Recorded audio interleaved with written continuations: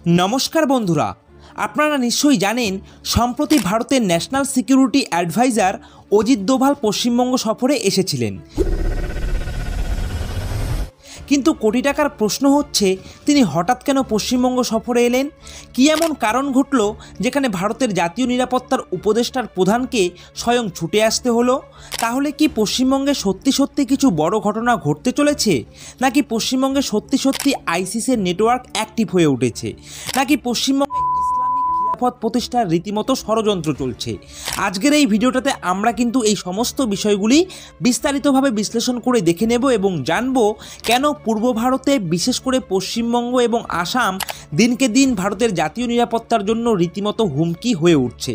ভিডিওটা শেষ পর্যন্ত দেখার চেষ্টা করবেন, কারণ আজকের ভিডিওতে আমি এমন সব গোপন তথ্য শেয়ার করতে যাচ্ছি যেগুলো শুনলে আপনাদের অন্তরাত্মাও চমকে উঠবে। তো চলুন সবটা শুরু থেকে শুরু করা যাক। দেখুন, অজিত দোভাল পশ্চিমবঙ্গ সফরের প্রথম এবং প্রধান কারণ হলো যে অবৈধ বাংলাদেশি মুসলিম অনুপ্রবেশকারীরা পূর্ব ভারতের নিরাপত্তার জন্য রীতিমতো আতঙ্কের হয়ে উঠেছে। কারণ সম্প্রতি tata institute of social science TISS একটা গবেষণাপত্র প্রকাশ করেছে যার নাম illegal immigrants and social economic and political consequences, অর্থাৎ যার বাংলার আক্ষরিক অর্থ দাঁড়ায় অবৈধ অনুপ্রবেশ কিভাবে পূর্ব ভারতের সামাজিক, আর্থিক এবং রাজনৈতিক বিপদ ডেকে আনছে। এই প্রতিবেদনে বলা হয়েছে যে ভারতের অবৈধভাবে প্রবেশ করা বাংলাদেশি অবৈধ অনুপ্রবেশকারীরা পূর্ব ভারতের অর্থনীতি, রাজনীতি এবং সমাজ ব্যবস্থাকে ধ্বংস করে ফেলার উপক্রম করছে। তবে পশ্চিমবঙ্গে এই সমস্যাটা সবচেয়ে বেশি, কারণ এখানে অবৈধ অনুপ্রবেশের হার সবচেয়ে বেশি। এই প্রতিবেদনে আরও উল্লেখ করা হয়েছে যে অবৈধ অনুপ্রবেশের ফলে একদিকে যেমন স্থানীয় সম্পদ এবং চাকরির উপরে চাপ তৈরি হচ্ছে, তার ওপর এই অনুপ্রবেশকারীরা অনেক ক্ষেত্রেই রাজনৈতিকভাবে প্রভাবশালী হয়ে উঠছে, যেটা আমাদের ঐতিহ্য এবং জাতীয় নিরাপত্তার জন্য রীতিমতো হুমকির বিষয়। বিশেষ করে পশ্চিমবঙ্গের সীমান্তবর্তী অঞ্চলগুলোতে এই সমস্যাটা আরও প্রকট। অজিত দোভাল গ্রাউন্ডে দাঁড়িয়ে এই বিষয়টাই কিন্তু দেখতে এসেছিলেন, আর এর জন্যই তিনি পশ্চিমবঙ্গ সফরে আসেন। আর অজিত দোভালের পশ্চিমবঙ্গ ভিজিটের দ্বিতীয় কারণটা আরও উদ্বেগজনক। এটা হলো আল বাংলা মিডিয়া নামক একটা মিডিয়া নেটওয়ার্ক, যেটা দীর্ঘদিন ধরে ভারতের ইন্টেলিজেন্স সংস্থাগুলোর নজরদারিতে রয়েছে। এই নেটওয়ার্কটি মূলত পশ্চিমবঙ্গের মালদা এবং মুর্শিদাবাদ অঞ্চল থেকে চালানো হয়। সম্প্রতি এই অর্গানাইজেশনটা উর্দু ভাষায় কিছু লিফলেট প্রকাশ করেছে, যাতে স্টেট অফ বেঙ্গল প্রতিষ্ঠার ডাক দেওয়া হয়েছে। বিষয়টার গুরুত্ব নিশ্চয়ই আপনারা সকলে মিলে উপলব্ধি করতে পারছেন। এই লিফলেটে বিচ্ছিন্নতাবাদ এবং আদর্শের কথা বলা হয়েছে, যেটা ভারতের আভ্যন্তরীণ নিরাপত্তার জন্য কত বড় হুমকির বিষয় সেটা আপনারা নিশ্চয়ই অনুধাবন করতে পারছেন। সূত্র মারফত জানা গিয়েছে যে উদ্বেগজনক পরিস্থিতি মোকাবেলা করার জন্যই অজিত দোভাল পশ্চিমবঙ্গে আসেন এবং ইন্টেলিজেন্স ব্যুরোর স্টেশন প্রধান এবং কেন্দ্রীয় সরকারের উচ্চপদস্থ কর্মকর্তাদের সঙ্গে বৈঠক করেন। এখন প্রশ্ন হলো, লিফলেটে স্টেট অফ বেঙ্গল প্রতিষ্ঠার ডাক দেওয়া হয়েছে, সেটা কি আদৌ সম্ভব? মানে পশ্চিমবঙ্গে কি সত্যি খেলাফত প্রতিষ্ঠা করা সম্ভব? দেখুন, এই বিষয়টা বুঝতে হলে আমাদের ফিরে তাকাতে হবে 2014 সালের দিকে। State of Iraq and Syria মানে ISIS, যাকে আইসিস বলা হয়, সেটা গঠিত হয়েছিল 2014 সালে। State of Iraq and Syria ISIS গঠিত হওয়ার পর থেকেই এই সংগঠনটি বিশ্বব্যাপী খিলাফত প্রতিষ্ঠার লক্ষ্যে কাজ করতে শুরু করে। দেখুন, খিলাফত হলো একটা ইসলামী শাসন ব্যবস্থা যেখানে একজন খলিফা ইসলামের শরিয়া বিধান মেনে শাসন করেন। আর গোটা পৃথিবীতে ইসলামিক খিলাফত প্রতিষ্ঠা করার মানে হলো পৃথিবীর কোথাও গণতন্ত্র থাকবে না, মেয়েদেরকে কালো কাপড়ে ঢেকে ঘরে বন্দি করে দেওয়া হবে, উন্নত বিজ্ঞান চর্চা পৃথিবী থেকে বাদ দিয়ে দেওয়া হবে, পৃথিবী থেকে সমস্ত আধুনিকতাকে নষ্ট করে মধ্যযুগীয় বর্বর সমাজ ব্যবস্থা কায়েম করা হবে। আশা করি খিলাফত প্রতিষ্ঠা করার যে আসল মানেটা সেটা অনুধাবন করতে পারলেন। তবে 2019 সাল আসতে আসতেই এটা স্পষ্ট হয়ে যায় যে গ্লোবাল লেভেলে খিলাফত প্রতিষ্ঠা করাটা আর যাই হোক বাস্তবতায় অসম্ভব। বিশেষ করে ইউরোপে তো পসিবলই না, কারণ গোটা ইউরোপ খিলাফত জাহির করার চেষ্টার ব্যাপারে ভীষণ রকমের নির্মম হয়ে উঠেছে। এই সময় ইসলামিক অর্গানাইজেশনগুলোকে তারা এমনভাবে ক্র্যাকডাউন করে যে ইসলামিক অর্গানাইজেশনগুলোর মাথায় উঠে যায় তাদের জেহাদি কুবুদ্ধিগুলো। এজন্যই তারা ভারতের মতো নরম মাটিকে টার্গেট করতে শুরু করলো, যেখানে সেকুলার আর কমিউনিস্টরা কে সাহায্য করার জন্য মুখিয়ে রয়েছে। ভারতের সেকুলার আর কমিউনিস্টদের সম্পর্কে নতুন করে আর কিছু বলার নেই, আপনারা নিশ্চয়ই সবটাই জানেন।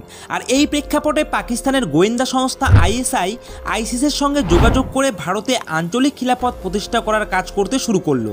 2019 সাল পরবর্তী সময়ে ISI ভারতের একাধিক জিহাদি সংগঠন তৈরি করে, যার মধ্যে এক হলো ইউসুফ আল হিন্দি, 2 হলো আনসারুল তাওহিদ এবং 3 হলো হারকাত উল হারবে ইসলামী। এই 3টি সংগঠন পাকিস্তান আইএসআই এর তত্ত্বাবধানে কাজ করে এবং ভারতে আইসিসি এর আঞ্চলিক শাখা হিসাবে পরিচালিত হতে শুরু করে। তবে 2019 এবং 20 সাল থেকে এই গ্রুপগুলো সক্রিয়ভাবে তাদের কার্যক্রম শুরু করে। পরবর্তী ধাপে এই আইএসআই পশ্চিমবঙ্গ, মহারাষ্ট্র, উত্তরপ্রদেশ, বিহার এবং আসামে তাদের শাখা স্থাপনের প্রচেষ্টা চালায়। ইউসুফ আল হিন্দি, আনসারুল তাওহিদ এবং হারকাতুল হারবে ইসলামী এই সংগঠনগুলো বাংলা, মহারাষ্ট্র, উত্তরপ্রদেশ, বিহার এবং আসাম সহ বিভিন্ন রাজ্যে ছোট ছোট স্লিপার সেল তৈরির কাজ শুরু করে। আর 2023 সাল আসতে আসতেই এই রাজ্যগুলোতে তাদের স্লিপার সেল তৈরি হয়ে যায়। এদের স্লিপার সেলগুলির মধ্যে একটা স্লিপার সেলের নাম হলো আল বাংলা মিডিয়া, যার কথা কিন্তু আমি ভিডিওর শুরুতেই বলেছি। এটা পশ্চিমবঙ্গে কাজ করে এবং এখন কিন্তু এটা পশ্চিমবঙ্গে অ্যাক্টিভ হয়ে উঠেছে। এই স্লিপার সেলের মাধ্যমে পশ্চিমবঙ্গকে কেন্দ্র করে আসাম এবং উত্তর পূর্ব ভারতের অন্যান্য ছোট ছোট রাজ্যগুলোতে স্লিপার সেল গঠন করা হচ্ছে, যার উদ্দেশ্য হলো ধীরে ধীরে পুরো উত্তর পূর্ব ভারত ইসলামিক খেলাফত প্রতিষ্ঠা করা। ইসলামিক খেলাফত প্রতিষ্ঠার অর্থ কি ভয়ঙ্কর সেটা তো আমি আগেই বলেছি। এখন নিশ্চয়ই আপনারা জানতে চাইবেন যে কিভাবে আইএসআই পশ্চিমবঙ্গ, আসাম এবং ত্রিপুরা স্লিপার সেল তৈরি করছে। দেখুন, আইএসআই তাদের স্লিপার সেল তৈরি করতে বেশ কয়েকটা কৌশল অবলম্বন করে, কারণ এই পশ্চিমবঙ্গ, আসাম এবং ত্রিপুরা এই রাজ্যগুলো বাংলাদেশের সীমান্তবর্তী রাজ্য এবং এখানে জনসংখ্যার একটা বিরাট অংশ রয়েছে, যাদের মধ্যে কিছু মানুষকে উগ্রপন্থী গোষ্ঠীর প্রতি সহানুভূতিশীল তৈরি করাটা কিন্তু অনেক সহজ একটা ব্যাপার। মূলত 5 রকম পদ্ধতিতে এরা স্লিপার সেল তৈরি করে। প্রথম ধাপে বাংলাদেশের জামায়াতে ইসলাম এবং আনসারুল বাংলা টিম সংগঠনের সদস্যদেরকে ভারতে অবৈধভাবে প্রবেশ করানো হয়। এরা মূলত মালদা, মুর্শিদাবাদ, উত্তর 24 পরগনা এবং নদিয়া জেলাতে বসবাস করতে শুরু করে।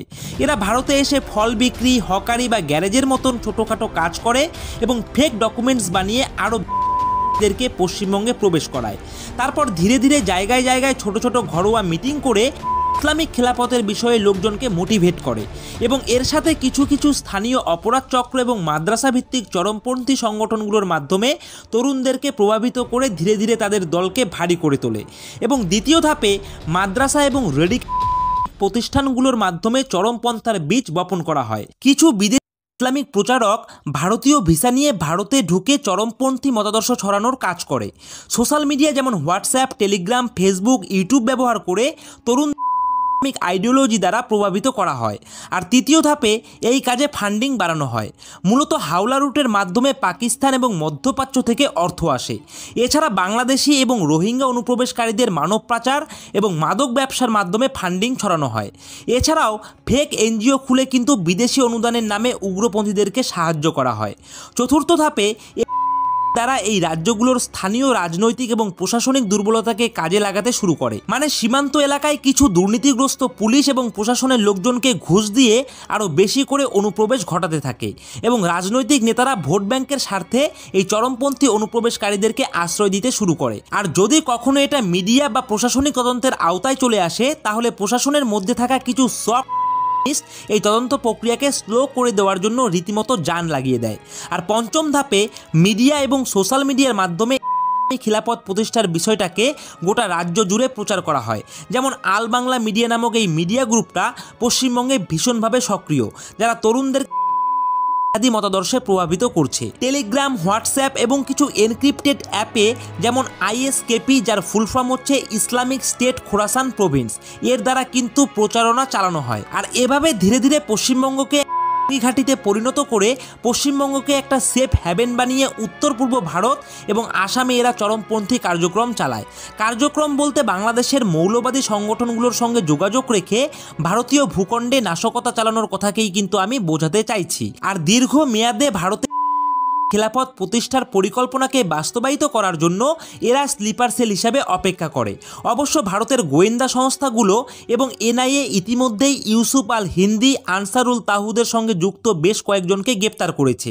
এছাড়াও ইন্টেলিজেন্স ব্যুরো হারকাতুল হারবে ইসলামীর অনেক জঙ্গিকে চিহ্নিত করেছে এবং তাদের অনেক সদস্যকে গ্রেপ্তারও করেছে। তবে শুধু গ্রেপ্তারই যথেষ্ট নয়, খেলাপথের বীজ অলরেডি কিন্তু এত গভীরে ঢুকে গেছে যে এদেরকে রুখে দিতে 5-6টা পরিকল্পনা নিয়ে ভারত সরকার এগোচ্ছে বা এগোতে চাইছে। এদের মধ্যে এক হলো সীমান্তের নজরদারিকে জোরদার করতে হবে এবং অবৈধ অনুপ্রবেশকে কঠোরভাবে প্রতিরোধ করতে হবে। এর দায়িত্ব কিন্তু বিএসএফ বা কেন্দ্রীয় স্বরাষ্ট্র মন্ত্রণালয়ের, এটা কিন্তু আমাদের মাথায় রাখতে হবে। রাজ্যের হাতে কিন্তু এই ক্ষমতা নেই।